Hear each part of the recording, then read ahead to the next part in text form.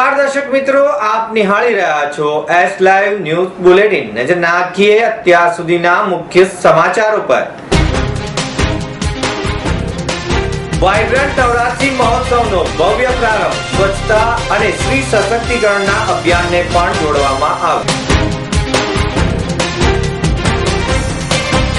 Guinness book of world રેકોર્ડમાં સૌથી લાંબી મૂછો ધરાવવાનો રેકોર્ડ ધરાવતા રામસિંહ ચૌહાણ।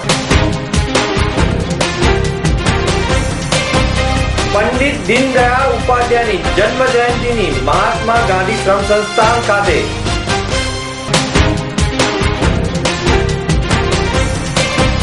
हीरामणी केम्पस में रंगे रंगे कॉन्फ्रेंस हॉल નું ઉદ્ઘાટન કરાયું।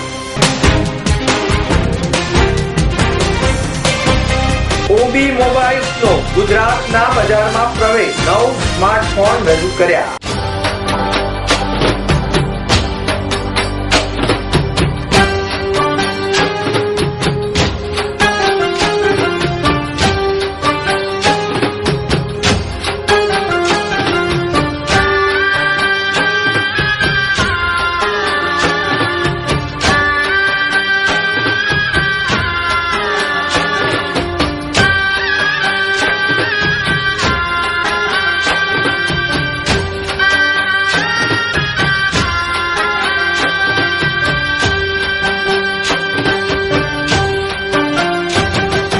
આરાધના, શ્રદ્ધા, ઉમંગના પર્વ સમાન નવરાત્રીનો પ્રારંભ થયો છે। સ્વચ્છતા, મહિલા સશક્તિકરણ, આંગણવાડીના બાળકોને પૌષ્ટિક આહાર પૂરું પાડવાની નેમ સાથે વાઇબ્રન્ટ નવરાત્રી મહોત્સવનો રાજ્યના મુખ્યમંત્રી આનંદીબેન પટેલે દીપ પ્રગટાવી પ્રારંભ કરાવ્યો હતો। 3 ઓક્ટોબર સુધી યોજાનારા આ મહોત્સવમાં દર વર્ષની માફક આ વખતે પણ પરંપરાગત ગરબા ઉપરાંત રાજ્યની સાંસ્કૃતિક ઝાંખી આકર્ષણનું કેન્દ્ર બનશે। આ પ્રસંગે મુખ્યમંત્રીએ જણાવ્યું કે આજનો દિવસ અનેક રીતે યાદગાર રહેશે। આજથી ભક્તિ, શક્તિ, ઉલ્લાસનું પર્વ નવરાત્રી નો પ્રારંભ થયો છે। સાથે સાથે પંડિત દીનદયાળની વર્ષગાંઠ પણ છે। તેમજ વડાપ્રધાન નરેન્દ્ર મોદી અમેરિકાના ઐતિહાસિક પ્રવાસે ગયા છે। તેમજ આજથી 2 ઓક્ટોબર સુધી સ્વચ્છતા સપ્તાહ ઉજવવામાં આવી રહ્યું છે, જ્યારે કલાકારોએ ગુજરાતની પરંપરાગત ગરબા રજૂ કરીને લોકોના મન મોહી લીધા હતા। વાઇબ્રન્ટ નવરાત્રી મહોત્સવ પ્રસંગે સૌરભ પટેલ, ભૂપેન્દ્રસિંહ ચુડાસમા, પ્રદીપસિંહ જાડેજા, રમણભાઈ વોરા, સાંસદ પરિમલ નથવાણી સહિતના મહાનુભાવો ઉપસ્થિત રહ્યા હતા। 25મી સપ્ટેમ્બરનો નવરાત્રીનો પહેલો દિવસ અને સામાન્ય રીતે આપણે કહીએ છીએ સ્વચ્છતા ત્યાં પ્રભુતા। ઈશ્વરનો વાસ ત્યાં જ હોય કે જ્યાં સ્વચ્છતા હોય। માતાજી ત્યાં જ પધારે કે જ્યાં સ્વચ્છતા હોય। અને એટલા માટે આપણે આપણી ગલીઓ, મોહલ્લા, આપણું ઘર, આપણી શાળા, આપણી હોસ્પિટલ, આપણા રોડ આંતરરાષ્ટ્રીય ખ્યાતિ ધરાવતા 18 ફૂટ લાંબી મૂછોવાળા જયપુરના કલાકાર રામસિંહ ચૌહાણની નોંધ ગિનિસ બુક ઓફ વર્લ્ડ રેકોર્ડમાં ગૌરવપૂર્ણ રીતે લેવાઈ છે। મોરે અંગવાદક આ કલાકાર America, US, Germany, Nepal, Italy, Pakistan વગેરે જેવા દેશોમાં યાત્રા કરી ચૂક્યા છે અને પોતાના લાંબી મૂછોનો કરતબ લોકોને બતાવી ચૂક્યા છે। રામસિંહ ગુજરાતના લોકકલા ફાઉન્ડેશન આયોજિત ગુજરાત લોકકલા નેશનલ એવોર્ડ સ્વીકારવા અમદાવાદના મહેમાન બન્યા હતા। તેઓએ તેમની આ મૂછોની સારસંભાળ માટે ઘણી જહેમત ઉઠાવી। સાથે સાથે તેમને કોઈ પણ જગ્યાએ જાય તો એક સેલિબ્રિટી તરીકે લોકો જુએ છે, તેનાથી તેઓ ખૂબ જ ખુશ છે। તેમની આ મૂછોની સારસંભાળ માટે તેઓ તેમજ તેમના પરિવાર પણ તેમને ખૂબ જ મદદરૂપ થાય છે। તેમને મળેલા આ ગૌરવથી તેઓ અને તેમના પરિવાર ખૂબ જ ગૌરવની લાગણી અનુભવી રહ્યા છે, તેમ તેમણે જણાવ્યું હતું। સાથે સાથે અમદાવાદમાં લોકકલા નેશનલ એવોર્ડના પણ તેઓ મહેમાન બન્યા છે, તે માટે રામસિંહ ચૌહાણે પોતાને ગૌરવની લાગણી અનુભવી રહ્યા છે તેવું પણ જણાવ્યું હતું। આ લાંબી મૂછો માટે તેમને 40 વર્ષ જેટલો સમય લાગ્યો હતો, પરંતુ આ એક આશ્ચર્યચકિત ઘટના છે અને તેમણે મૂછોની જાળવણી માટે હર્બલ વસ્તુઓનો જ ઉપયોગ કર્યો, જેમ કે ઘી, માખણ અને બદામનો ઉપયોગ કર્યો હતો। देखिए, मेरी जो मूछें हैं ये मैंने सन 70 से मेरी मूछें थी। उस वक्त बहुत छोटी छोटी मूछें थी और मैं जब मेरी 72 में शादी हुई तब भी मेरी मूछें था और सन 82 से मैंने इसको बढ़ाने का प्रयास चालू किया और वैसे जैसे जैसे बढ़ती गई तो फिर 82 से मेरी ये लगन रही कि मैंने कहा ये बढ़ रही है तो इसको बढ़ाया जाएगी। 40 साल हो गए हैं, 40-41 साल हो गए और मैंने जो है इसके लिए बहुत प्रयास किए हैं। इसको देसी घी से, बादाम का जो तेल है, सरसों के तेल से, खोपरे के तेल से और हर्बल्स मैं यूज करता हूँ इसके लिए। और कभी मैं जो है साबुन की मूँछों पे नहीं लगाऊँ, इसको जो है मुल्तानी के पानी से इसको वॉश करता हूँ। बेसिकली मैं क्या है कि 1973 के अंदर मैं नगर पालिका माउंट आबू के अंदर रहा। मैं 2.5 साल तक वहाँ, 2 साल तक वहाँ सर्विस की। उसके बाद में मैं जो है 1975 के अंदर जो है अप्रैल में 9 अप्रैल सन 1975 को मैंने राजस्थान फ्यूजन ज्वाइन किया और मैं माउंट आबू में करीबन 5 साल रहा। तो मैं जो है पर्यटन का मेरे को बहुत बड़ा प्रोत्साहन मिला है। आज का जो कार्यक्रम है जो कि यहाँ पे कला मंडल है, लोक कला मंडल है, उन्होंने मेरे को यहाँ पे एज ए नेशनल अवार्ड के लिए सम्मानित करने के लिए इन्होंने मेरे को बुलाया है। और आज का जो कार्यक्रम है रात के 9 बजे, तो उस वक्त मैं जो है अपना मोचन का प्रदर्शन भी करूँगा और मूँछों का प्रदर्शन भी करूँगा। मूँछें मेरी जो है मैंने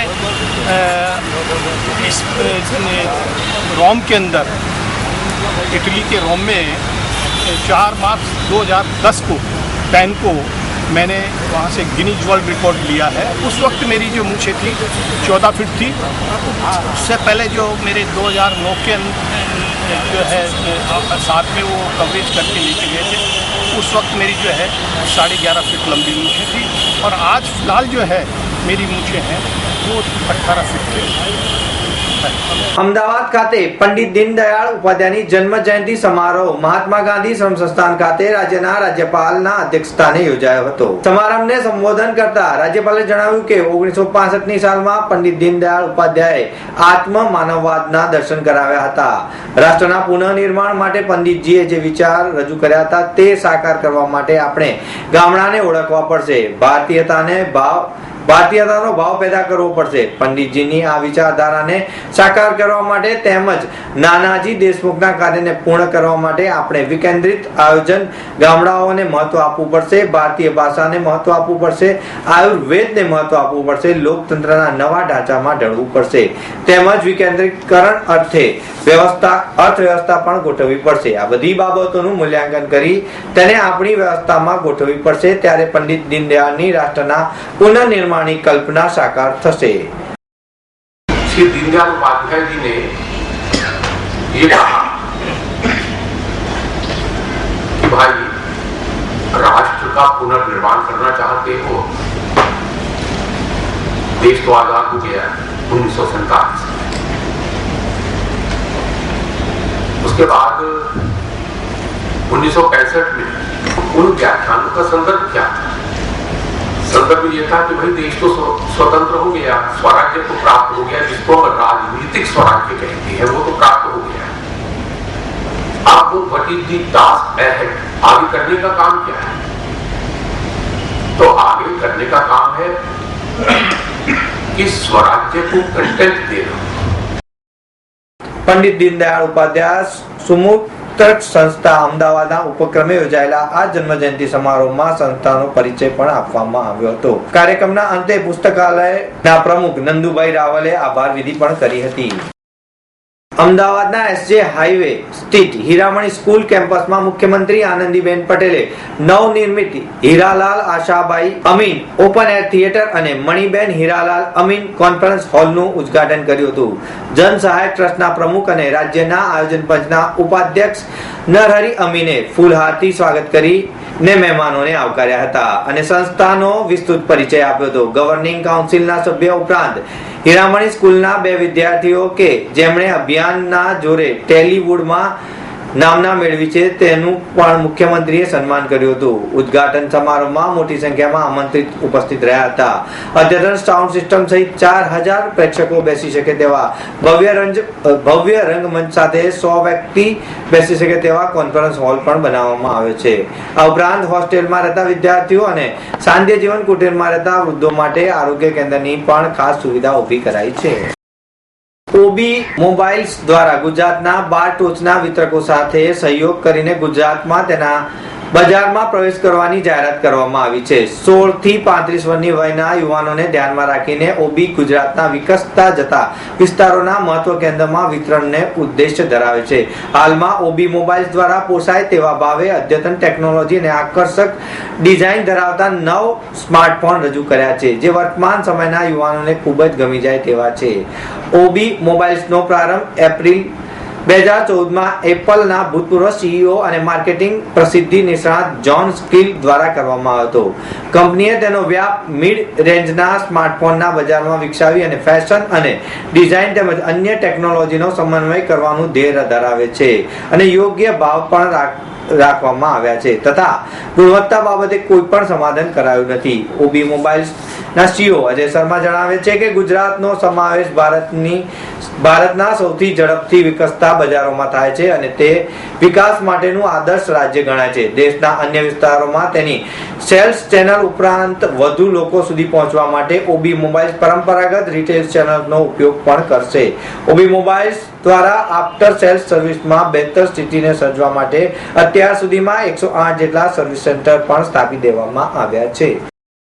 ओबी मोबाइल्स की जो हमारी प्राइस रेंज है वो 4,000 रुपये से स्टार्ट होती है स्मार्टफोन्स की और 12,000 रुपये की है.